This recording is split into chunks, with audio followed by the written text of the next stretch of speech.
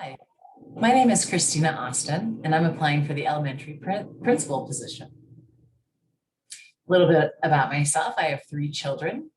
Sam is going to be a sophomore at CU next year. Henry will be a senior in high school, and Will right behind as a junior. I've been in education my entire career. I started as a kindergarten teacher in Adams 12, and then moved more into a literacy specialist role where I was working with students that were slightly below and in reading. Then I moved into more of adult learning and adult learning theory, working and doing professional development and instructional coach work for Littleton Public Schools.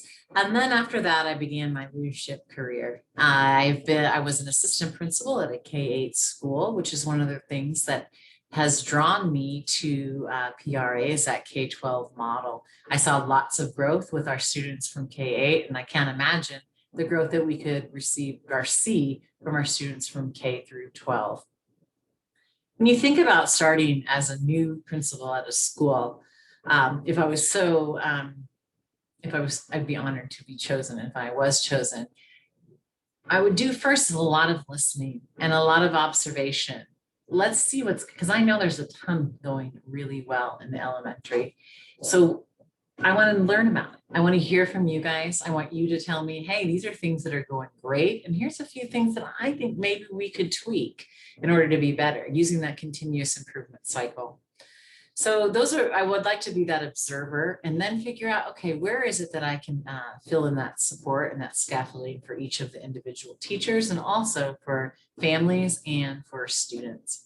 I believe that in the beginning of the year, we will need to have mental health support available and have our teachers trained to be looking for anything that may seem off for students so that we are setting the environment that is the best for their learning. We all know that if children are not feeling good about themselves and are not receiving that social emotional learning, that the academics just are not going to be there. With academic growth, I mean, it sure is a worry for a lot of people when your students have been on remote learning. I know I have also been a parent on that side.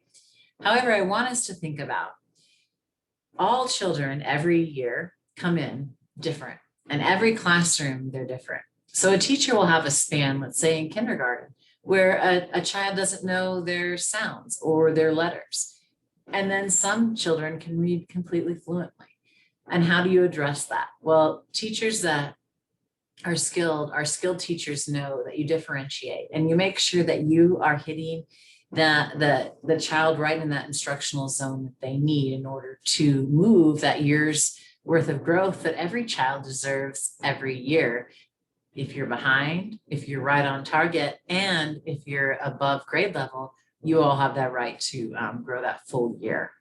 So we would want to do that by doing assessments, seeing where those gaps are, and then start filling them in. And kids are resilient, and I really do believe that they will gain anything that they've missed, and we will make sure to put in any supports that are extra that are needed so that our kids are on target for when they leave next year. So the biggest thing to me is I wanted to get back to normal.